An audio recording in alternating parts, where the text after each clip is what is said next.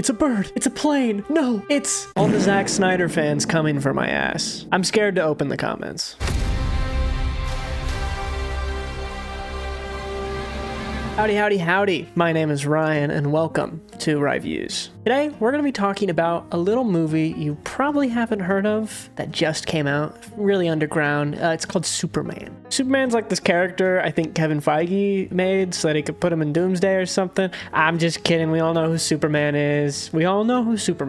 I won't even act like I don't. Before I get into this review, I do want to put some things out on the table, just so you know what you're in for. For one thing, the only Superman movies I have seen are Man of Steel, Batman vs. Superman, and Justice League. And I hated all of them. I'm not a big Zack Snyder fan. I don't dislike him as a person. Frankly, I don't know anything about him. But what I can say is every movie of his I've seen, I didn't really like. Maybe I gotta watch like the 300 or something. Next thing, I don't read the Superman comics. All of the exposure I have to Superman is from video games and the Zack Snyder movies. Maybe you think that makes my review of this overly praisey, but whatever. I don't really care. I just want to put it out there that I'm just now getting into the Superman comics. So let's get into the positives. First, I want to talk about the cinematography from Henry Braum. I don't know what they were smoking when they made this movie, but this is some of the most beautiful cinematography I've seen in a superhero movie. They've got these weird little wide-angle lenses, but I love how they look, especially on any close-ups of Superman flying. I just love that style. It feels very comic booky and actiony and of another world, which is what I look for when I go to superhero movies. This is also the same cinematographer from Guardians of the Galaxy 3, so a lot of the action sequences are shot very nicely and very smoothly. He's also the DP on Guardians 2 and Suicide Squad, so Gunn works with this guy a lot. I also want to talk about the coloring in the film, which I know maybe falls more under the post-production side of things, but I want to throw it into the cinematography portion. It didn't seem like there was just one colorist, which like obviously, but it seems like Company 3 is the group that did all of the coloring needs for this movie. And I just want to say to everyone at Company 3 who worked on this film in the color department, as well as if they were the editing and sound team, it doesn't look like they were, but if you were, I mean, it was also great editing and great sound, but the color specifically really impressed me. Going back to kind of what I said about the action sequences, the way this film is colored looks like you're opening up the issue of the Superman comics that this was inspired by and going through all those pages, and the colors like that old art style. It really reminds me of like original Superman art style, and I don't know if it was intentional or if that's just what my brain connected, but regardless, it looks beautiful in the color department. Especially, and as weird as this sounds, it's just something I noticed, his cape seemed so much brighter and more vibrant than so many of the other things around him. Maybe his suit's just a little bit more red, who knows? But I loved the shade of red that he used on the suit, and I think it matched the blue. And whether that's the colors department or the costumers, I think it's great. I think both teams did a great job overall, but I want to give kudos for that little detail specifically, because to me it did feel like the red on his suit was redder than the rest of the world. Almost as if he's kind of this bright, shining beacon of hope, which we'll get into later down the line. Next up is the direction from James Gunn. For those who don't know, James Gunn is one of my favorite filmmakers. He made the Scooby-Doo movies, you know, and all that, right in Heat down there. I mean, he made Shaggy smell out of his friends by the smell of weed. Genius. How did you sneak that into a kid's movie? Teach me your ways. But when it comes to Superman, I don't think he did anything new. It's definitely the same classic James Gunn tone. That being said, he definitely brought it down a little bit so it can appeal to more general audiences, as most of his work is heavily experimental with a lot of what he does. I mean, if you look at those 3 Guardians of the Galaxy movies alone, each one of those 3 movies does something different and tries something new in it, and I don't really think he does that in Superman, but I don't think he needs to.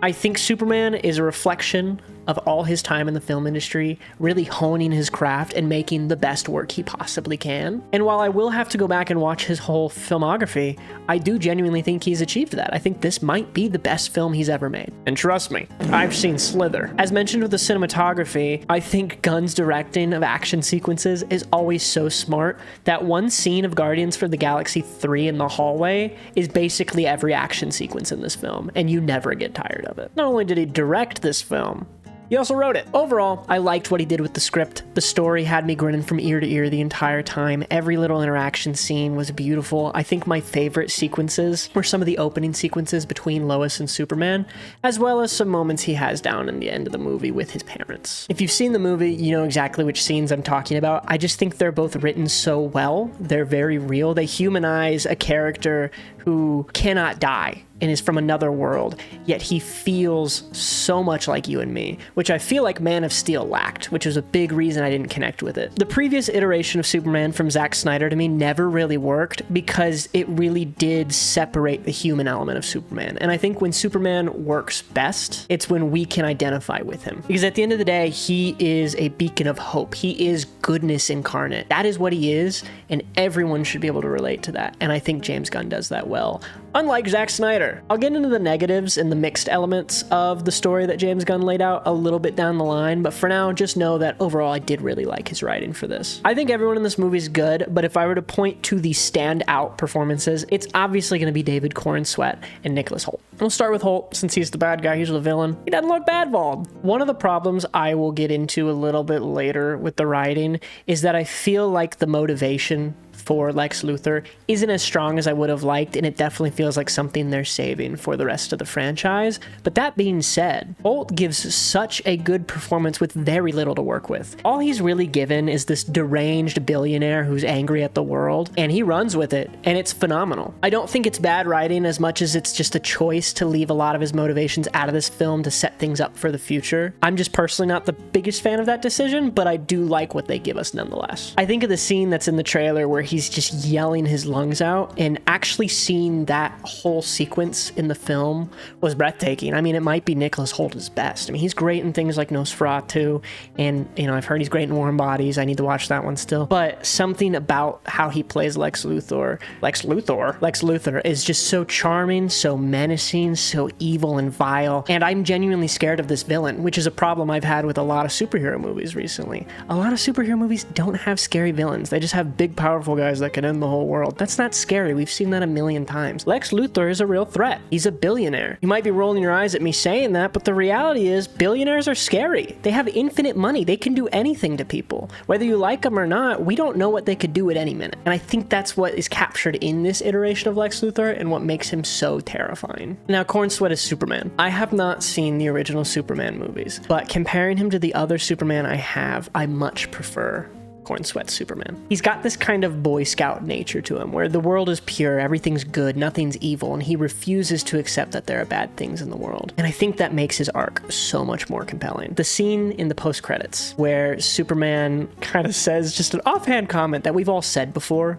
but is so just inherently an anxious tendency of most, I don't know, I really liked.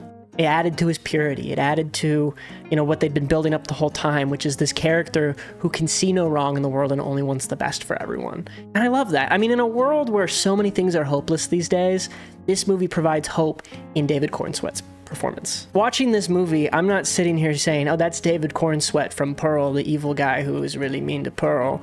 No, that's Superman. In all his monologues throughout, you know, there's jokes about Superman not being able to make up one-liners because he's an alien from another world. But the reality is he's so good at just speaking his heart, speaking his mind, and reminding us that there is good in the world, despite how dark it may seem right now. And that's exactly what I wanted out of a Superman. And ultimately, if I were to sum it up into one sentence, I mean, that's my Superman.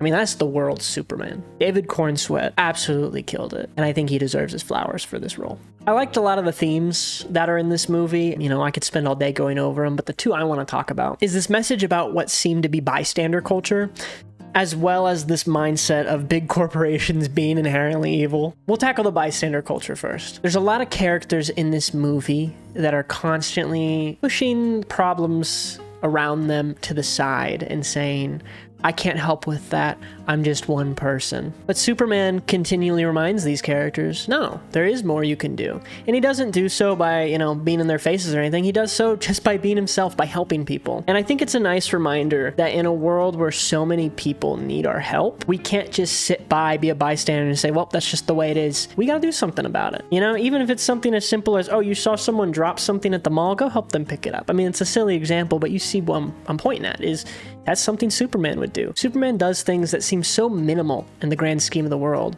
but to that individual that he's helping, it means the world. And there's so many moments like that in this movie. As for the big corporations part, you know, you can argue with me about opinions on big corporations. I have mine, you probably have yours, but there's one thing we can't deny. At the end of the day, all big corporations want is money. And in this movie, Lex Luthor is the leader of this big corporation. And everything he does in this movie is to help his ego, to grow his power, to grow his wealth. And we see that everywhere today. And so to have a movie directly call that out, and rather than make Lex seem like this tragic villain who was sent down the wrong path, they give him for what he is. He's an evil fuck. And I commend it. I mean, in an era where people are too scared to, comment these types of things about those in power with money, I respect that James Gunn went out of his way to actually put that in the film. And there's a bunch of other themes we can tackle in here, but those were the two that I noticed that I don't see enough people talking about, that I wish, we could appreciate more just from a narrative level. As for the rest of the themes in this movie, I think James Gunn executes them very well. I prefer movies that are blunt with their message versus movies that are kind of like, ooh, you can make insinuations and kind of guess what we're going for. No, James Gunn lays it all out there for you. He lays out his takes on the world, and I appreciate it. I like it. I think he's great for adding it all in. I think it's a very bold play, and for me, it paid off. Maybe it doesn't pay off for everyone, but for me, I liked it. I think it paid off. It's also got some fun cameos. There were only two that I, in particular, jumped out where I was like, oh, I know these two things that they're referencing. That's cool. And the thing that happens at the end of the movie, I don't know if I would personally classify a cameo, since it's more of like a thing that's in the story. I don't know how, that's the best way I can say it without spoiling. But the two cameos that are genuinely just cameos, and that's it, and they have no bearing on the story, they're really fun. So the Superman music was composed by John Murphy, Dave Fleming, and David Fleming. I don't know if those are two different people. I just Googled this for the sake of this video. But I just wanted to say the music in this movie is really well done. It takes the original theme, puts some twists on it. I love the full orchestra sound to it, and overall I think the music really adds rather than making it feel like something that is in your face. It's very subtle, and when it needs to really be in your face, it does so well and smoothly. Yeah, I like the music. That's another positive. I think the last positive I want to discuss kind of goes into my mixed takes, but I'm leaving it in positives for now. This movie's a little cliche.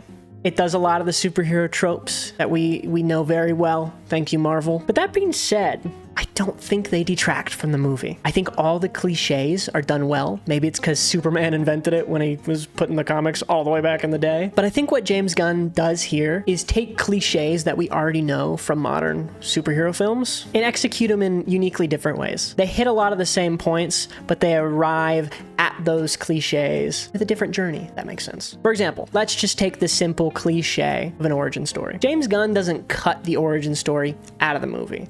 But what he does do is he lays it out in subtitles, and he drops chunks of it throughout the movie to be like, hey, most of you already know who Superman is and his origins. But just in case, we're gonna still put it through here. They didn't make it the whole first act of the movie, and they also didn't make it its own movie. They just sprinkle his origin throughout. We jump into the movie when he's been Superman for a bit already, and I think that really aids to it. The other cliches they use, I won't say because I think it goes into spoiler territory, so just hang in there with me on that example, but you'll see the cliches throughout the movie and understand why I think they work well. Now for the mixed. I only have one thing. I don't personally think James Gunn's humor always works in this movie. I think Superman is a more serious superhero. He obviously has his funny moments, and a lot of Gunn's humor does work really well in this movie. But there's a couple jokes in there that don't land, and I'm like, okay, we're teetering into the MCU territory where we have these, he's right behind me, isn't he, type jokes. And obviously they don't directly make jokes that bad, but it's just sometimes the execution of them and the point in which they're happening doesn't need to be happening. Like I said, it's mixed because it doesn't really detract from the experience, but it's definitely something that in the moment I noticed, I'm like, okay, he's doing the superhero comedy bit again. And yeah, that's really all I have for my mixed points. Now for my negatives. I only have two negatives, which is awesome, because usually with superhero movies, it's a lot higher. I'm not a big superhero movie guy. Even though it's done well, I'm not a big fan that this movie does so many different things to set up the future of the DC extended universe, or whatever they're calling it now. DC Universe, DCU? I don't know. All these other superheroes in the movie work well. I don't think they're bad additions to the story, and I don't think they detract from Superman's story. I just personally could have lived without them. I would have preferred the movie to just be a solo Superman movie, because now I'm watching this movie and I can't help but think, oh great, this is just all setting up for the eventual Matt Reeves Batman and Superman crossover. And I know you're like, Ryan, that's a spoiler. It's not. I mean, it's the DC. Of course they're going to bring these characters together. They don't show it in the movie, but you can see that they're trying to set up pieces to build up the future of the franchise. And I'll just say, since this was going around Twitter, there's no Batman references in this movie. I mean, maybe there's like a hidden Easter egg, but there is this like fucking tweet going around that's like, Matt Reeves Batman has a song in the movie. That means he's in it. No, he's not. What?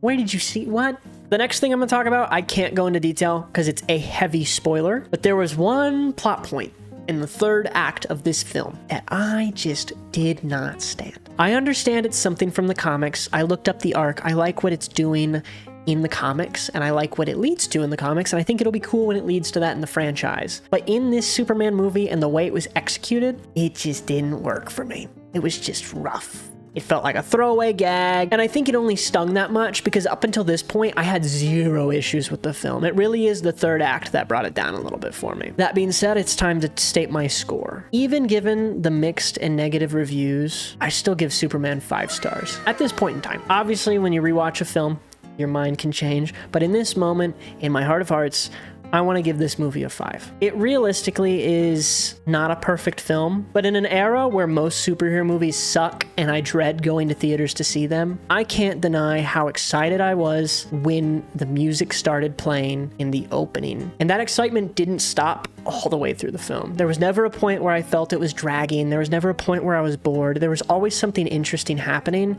and I always cared about these characters, which I can't say about many other superhero movies.